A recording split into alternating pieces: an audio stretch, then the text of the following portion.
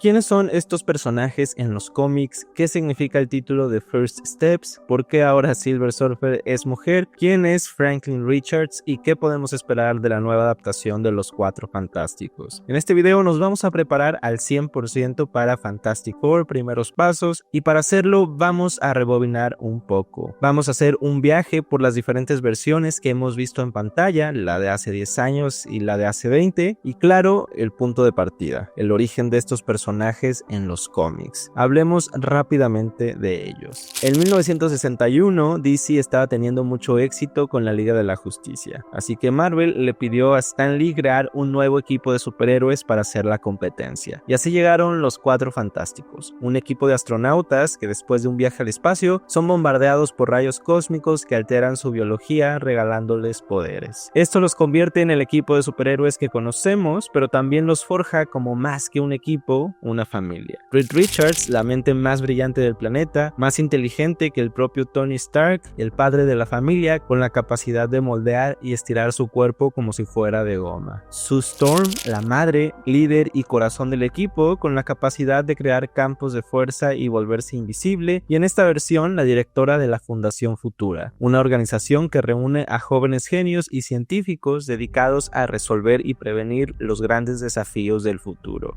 Johnny, el hermano menor de Sue, el más candente del equipo en todos los sentidos, que puede volar y prenderse en llamas. Y Ben Grimm, el mejor amigo de Reed, que tiene el corazón más grande del equipo detrás de esa gruesa capa de rocas anaranjadas. Ellos son el equipo principal, pero Reed y Sue tuvieron un par de hijos en los cómics, Franklin y Valeria Richards, de los cuales vamos a conocer al primero en esta película. Y este bebecito que ven aquí es nada más uno de los personajes más poderosos de todo el universo Marvel. Franklin Richards nació con habilidades mutantes extremadamente raras. Tiene el poder de alterar la realidad a nivel cósmico, manipular el tiempo, el espacio y la materia, y ha creado universos enteros de la nada solo por estar aburrido. Imagínense si todo lo que hemos visto hasta ahora en el MCU, como lo conocemos, es solamente un producto del aburrimiento de Franklin Richards. Bueno, es una posibilidad. En la película también se nos trae a Galactus, una versión por fin decente del personaje, y Galactus es una fuerza cósmica que existe desde el origen del universo, un vampiro cósmico que consume la energía vital de los planetas para poder sobrevivir. Galactus siempre ha tenido un heraldo que lo ayuda a buscar un planeta para devorar. En los cómics, el más conocido es Norrin Rath, quien se ofreció como su heraldo para salvar a su planeta y a la mujer que ama, Shalla-Val, teniendo que sacrificarse y ejercer como su heraldo en una tabla plateada. Hay versiones en los cómics donde estos roles se invierten y Shalla-Val es quien toma el puesto, teniendo que dejar atrás a Norrin Rath, y esta es la versión que estaremos viendo en la película. Aunque no serían la primer Silver Surfer ni el primer Galactus que hemos visto en el cine. Los Cuatro Fantásticos han sufrido varias adaptaciones, y este siglo nos ha regalado 3 de las más recordadas, para bien o para mal. Curiosamente ha sido una cada 10 años, la versión del 2005, la del 2015 y la que estamos a punto de ver este 2025. Así que hagamos un viaje muy rápido por estas versiones para entender cómo llegamos hasta acá. Regresemos primero al 2005. En 2005, en pleno renacimiento del cine de superhéroes, cuando acababan de llegar películas como X-Men o Spider-Man, llegó una primera versión moderna de Los Cuatro Fantásticos, probablemente la más icónica hasta la fecha y con la que crecimos muchos de nosotros, con un reparto que hasta ahorita es el más recordado por todos: Chris Evans como Antorcha Humana, años atrás de ser el Capitán América y repitiendo hace poco su personaje en el MCU, por cierto; Michael Chiklis como una versión muy emblemática de la Mole, utilizando maquillaje y efectos prácticos para traerlo a la vida, y siendo quizá la versión de este personaje más querida por todos, incluyendo la del mismísimo Stan Lee, aunque bueno, mucha competencia no hay. Esta película nos cuenta la historia de origen de estos personajes, cómo obtienen sus poderes cuando van al espacio, y su vida da un giro de 180 grados. Ahora tienen que aprender a aceptarse con estos cambios y abrazar sus nuevas identidades para asumir el rol de los héroes de este mundo. Y claro, no podemos contar una versión de los Cuatro Fantásticos sin Doctor Doom. En estas películas fue interpretado por el recién fallecido Julian McMahon, y que en esta versión es algo así como un Lex Luthor con poderes eléctricos. Un empresario que después de obtener sus poderes empieza a perder la cordura, muy en la línea del Duende Verde. Y yo creo que lo que más limitó a esta película fue la fecha en la que se estrenó. El cine de superhéroes, al menos como lo conocemos hoy, estaba dando apenas sus primeros pasos, y faltaba mucho para que empezáramos a ver películas más comibuqueras, tanto en estilo como en sus tramas. Esta adaptación de los personajes diluía las historias que se contaban en los cómics y trataba de ser un poquito más aterrizada y realista, entre comillas, y es lo que todavía no llegamos a la etapa dark del inicio del 2010. Quizá esto hizo que el estudio se planteara ir un poco más allá en la secuela, y así llegó, tan solo 2 años después, Los Cuatro Fantásticos y Silver Surfer, donde quisieron meter conceptos y personajes como Galactus, el propio Silver Surfer o el Fantastic Car, lo cual ya me está sonando muy familiar. Pero tristemente, a pesar de que Silver Surfer se veía muy bien, estamos hablando de efectos visuales de hace casi 20 años. La película no estuvo funcionando muy bien. Metieron una dinámica en el equipo que intentaron que fuera divertida, donde muy a lo de Marvels, los protagonistas cambian de superpoderes, intentando inyectarle un elemento un poquito más divertido, y la trama repetía un poquito lo de la película anterior. Teníamos la amenaza de Galactus, pero nuevamente a Doctor Doom tratando de conquistar el mundo sin ningún tipo de motivación real detrás, sin olvidar que la forma en la que terminan derrotando a Doom fue bastante anticlimática y olvidable, y rematando con un diseño de Galactus que, de nuevo, queriendo aterrizarlo a algo más realista, entre comillas, terminó quitándole todo el encanto que tiene el personaje. Silver Surfer quizá fue lo más interesante, pero lo poco que conocimos de él fue por un par de diálogos, y bueno, todo esto hizo que a la película le fuera mal, las críticas no le ayudaban, y en taquilla le fue peor que a la primera, lo que llevó a que una posible tercera entrega de la película terminara cancelándose y mutando el proyecto en algo que llegaría en 2015. Hay una etapa en esta década que llamaremos por ahora la era dark del cine de superhéroes, y es que después del éxito de las películas de Batman de Nolan, los estudios empezaron a rebootear ciertas franquicias tratando de darles un tono más oscuro y realista. Pasó con Spider-Man, pasó con Superman y por supuesto pasó con Los Cuatro Fantásticos. En 2012, Josh Trank se hizo de un nombre en el género de superhéroes con una película llamada Chronicle, con un estilo bastante original, al menos dentro del género. Era una película found footage, como si se hubiera hecho con una cámara casera y desde el punto de vista de unos adolescentes, fusionando el género de superhéroes con un coming of age, además con tintes de horror. Esto llevó a Josh Trank a convertirse en un director promesa, y con tan solo 27 años ya tenía en su futuro una película de Star Wars, entró en negociaciones para hacer la adaptación de Venom que llegaría en 2018 y por supuesto el remake de Los Cuatro Fantásticos. Tristemente, después de la recepción de la película, la carrera de Josh cayó en picada. Se cancelaron sus proyectos y no ha vuelto a dirigir mucho, lo cual es lamentable porque el principal villano de esta historia es 20th Century Fox. Para los que ya la vieron, la versión que tenía en mente Josh Trank incluía nuevamente a Galactus, al Hombre Topo, Herbie y hasta el Fantastic Car. Les platicaré un poco qué es lo que pudimos haber visto en esta versión. La zona negativa a la que viajan en la película era en realidad una ciudad alienígena que fue devastada por Galactus. Es el propio Galactus quien termina atacándolos en su primera expedición, donde Victor se queda atrapado en este planeta. El guión no se saltaba 1 año, sino 4, lo cual tiene muchísimo más sentido porque hay muchos diálogos en ese segundo acto del tipo ¿cuánto tiempo sin vernos? O ¿qué gusto me da verte? Reed había escapado cargando con la culpa de lo que pasó y en ese tiempo habría construido a Herbie y al Fantastic Car, lo cual haría perfecto sentido con esta escena al principio de la película. Y mientras esto sucede, Doom se ha convertido en el heraldo de Galactus y quiere regresar a la Tierra con la excusa de guiarlo a un nuevo planeta para alimentarlo, pero tiene un as bajo la manga y es que planea traicionarlo. Y Y esta motivación por lo menos tiene algo de sentido, pero lo que terminamos obteniendo fue una película de 1 hora y media, donde el primer acto se lo lleva toda la primera hora de la película, nos saltamos el segundo acto por completo, nunca vemos cómo se desarrollan estas nuevas habilidades que han obtenido y tal, y terminamos con un final bastante acelerado, tropezado y anticlimático. Lo más rescatable de esta película fue, yo creo, la música y el elenco, que la verdad estaba bastante bien casteado para una versión joven de los Cuatro Fantásticos, aunque ya se hablaba de algunos roces principalmente entre el director y Kate Mara, quien no fue su primera elección para el papel. Josh Trank al parecer tampoco fue un santo en la producción y fue bastante duro con la actriz, quien no pasó el mejor momento de su vida durante el rodaje. Y bueno, nadie se veía realmente venir este fracaso, y es que los trailers pintaban bastante bien, pero terminó siendo un desastre que le arruinó la carrera a un director promesa, conflictivo, sí, pero promesa, y logró que Fox finalmente se rindiera y no hiciera más una versión de estos personajes que hasta la fecha parecían malditos. Y después de la compra de Fox por Disney, finalmente regresaron a casa y se pusieron inmediatamente a desarrollar una nueva versión mucho más comibuquera y mucho más fantástica, aunque para convertirse en lo que estamos a punto de ver tuvieron que pasar varias cosas.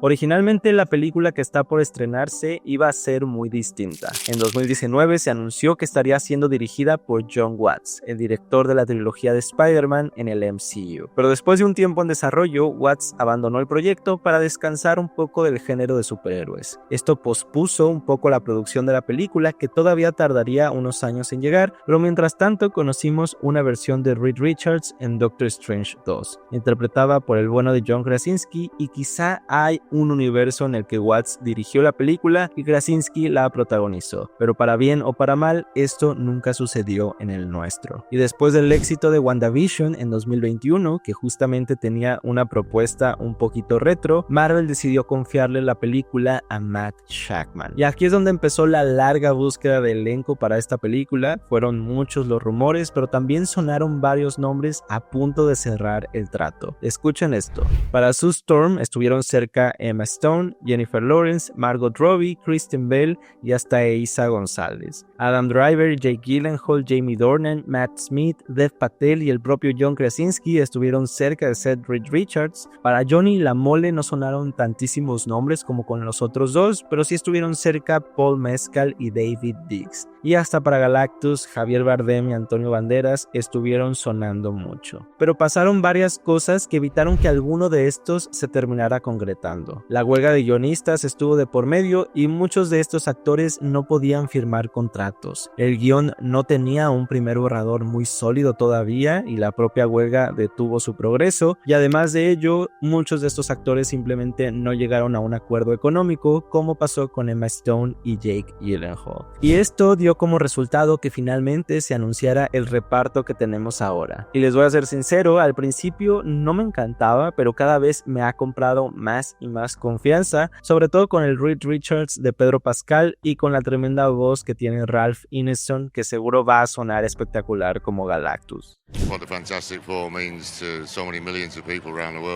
Poco a poco se fue revelando más y más de la estética que tendría la película y empezaba a tener sentido tener a Shakman como director. Se integró al equipo Kasra Farahani, la diseñadora de producción de Loki, para inyectarle esta vibra retrofuturista a la película, Michael Giacchino, que como siempre realizó una banda sonora fantástica y súper icónica, y Kevin Feige siempre estuvo aparentemente supervisando muy de cerca lo que se escribía con estos personajes. Matt Shakman tenía claras varias cosas. Primero, en esta película no veríamos una versión del Doctor Doom, o al menos eso nos han dicho hasta ahora. Traeríamos de regreso a Galactus y a Silver Surfer, y se ambientaría en un universo alterno en la década de los 60s, donde los únicos héroes en el planeta son los Cuatro Fantásticos. De aquí la estética retrofuturista que tiene la película. Los 60s es una década importante principalmente por dos razones. La primera, que el primer cómic de los Cuatro Fantásticos llegó justamente en el año 61. Y la segunda, que en los 60s se llevó a cabo la carrera espacial. Esta competencia entre Estados Unidos y la Unión Soviética Soviética para ver quién llegaba más lejos en el espacio primero. Y los primeros pasos en la Luna se dieron justamente en el 69. No podemos olvidar que los Cuatro Fantásticos son astronautas, obtuvieron sus poderes del espacio, y sospecho que en este universo quizá ellos sean los que estén detrás de esos primeros pasos en la Luna, lo cual podría ser una de las razones para que le den este título, Los Cuatro Fantásticos Primeros Pasos. Aunque si lo llevamos todavía más lejos, el título tiene mucha más importancia. Se llama Primeros Pasos por varios motivos. Quizá tiene que ver esta relación con los astronautas que les menciono, pero también tiene que ver que es la primera vez que estamos viendo a estos personajes en el MCU, similar a lo que sucedió con otros títulos como Spider-Man Homecoming o Daredevil Born Again. Pero sobre todo porque esta versión nos introduce al ser más poderoso del universo Marvel, Franklin Richards, el primer bebecito de Reed y Sue, quien representa algo así como el futuro de la humanidad y la primera extensión de los Cuatro Fantásticos como una familia. Y yo tengo además una última teoría que tiene que ver con la escena postcréditos de Thunderbolts. Y es que quizá, solo quizá, los Cuatro Fantásticos sean astronautas, pero no explorando el espacio, sino el multiverso,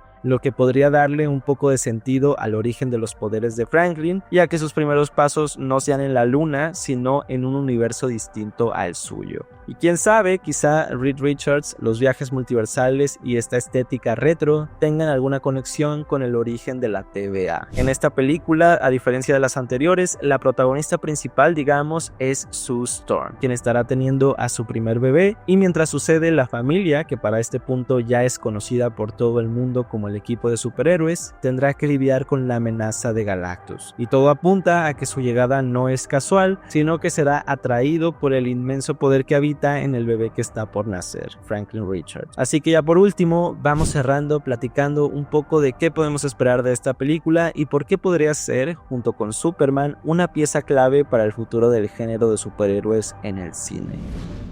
Después del éxito del universo cinematográfico de Marvel, los estudios encontraron una gran oportunidad para lucrar con las historias de superhéroes en el cine. Se empezó a sobreexplotar el género, no solo en el propio MCU, que empezó a saturar de contenido la plataforma de Disney Plus, pero parecía que casi cada mes había en cartelera o en streaming algún producto nuevo basado en algún personaje de los cómics. Esta enorme cantidad de productos empezó a generar menos interés por parte de la audiencia, porque tristemente además el aumento de cantidad no estaba relacionado con la calidad. Las películas cada vez eran menos memorables y no causaban el mismo impacto que lo que solía generar una película de Marvel antes de Avengers Endgame. Como resultado, después de años de explotación de contenido, los números se han visto afectados. Hay muchas películas que simplemente no están generando lo que necesitan y la audiencia parece estar empezando a sentir hambre por buenas historias. El DCU se vio tan afectado que tuvieron que empezar de cero y así llegamos a Superman, aunque de eso ya tengo otro video. Pero Marvel ha tenido que ir corrigiendo lentamente poco a poco, y parece que este año, después de la llegada de Thunderbolts, finalmente hemos encontrado un balance de nuevo.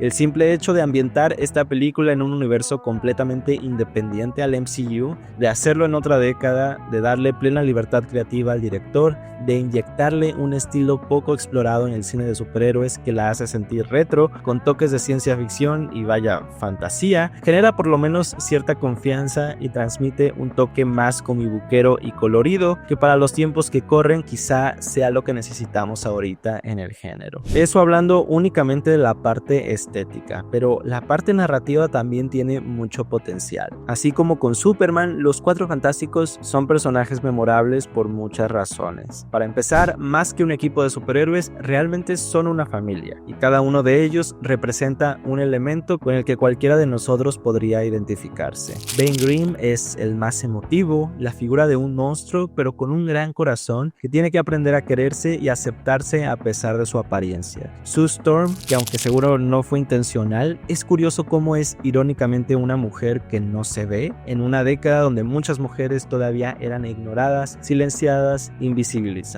Pero se le ha dado la vuelta a esto y se coloca como una madre que no necesariamente cumple únicamente ese rol, y utiliza sus sus poderes de invisibilidad, curiosamente, para crear escudos que la protegen a ella y a su familia. Johnny representa la juventud, el ego, la adrenalina, el fuego. Y Reed, el hombre que siempre quiso alcanzar las estrellas sin despegar los pies de la tierra. Esa figura que representa el conocimiento, la curiosidad por lo desconocido, un personaje con varias facetas que tengo toda la confianza de que Pedro Pascal puede estar alcanzando. Ninguno de ellos es perfecto y así como con Superman, es la humanidad que transmiten lo que los hace atractivos. Y creo que esa es la clave para que el cine de superhéroes siga vigente por muchos años. No se trata de construir personajes perfectos sin ninguna debilidad, sino aquellos que, a pesar de ser muy poderosos, tengan imperfecciones con las que podamos empatizar. Si llegas hasta acá, platícame tú qué esperas de esta película en los comentarios. En lo personal, es la película que más espero este año, entonces mis expectativas están bastante elevadas por ahora. Ojalá esté a la altura de lo que todos estamos esperando y ya hablaremos de ella en unos días, así que te invito a suscribirte para comentarla conmigo ni bien se estrene. Muchas gracias por haber llegado hasta acá y como siempre, sígueme si te gusta el cine. Bye bye.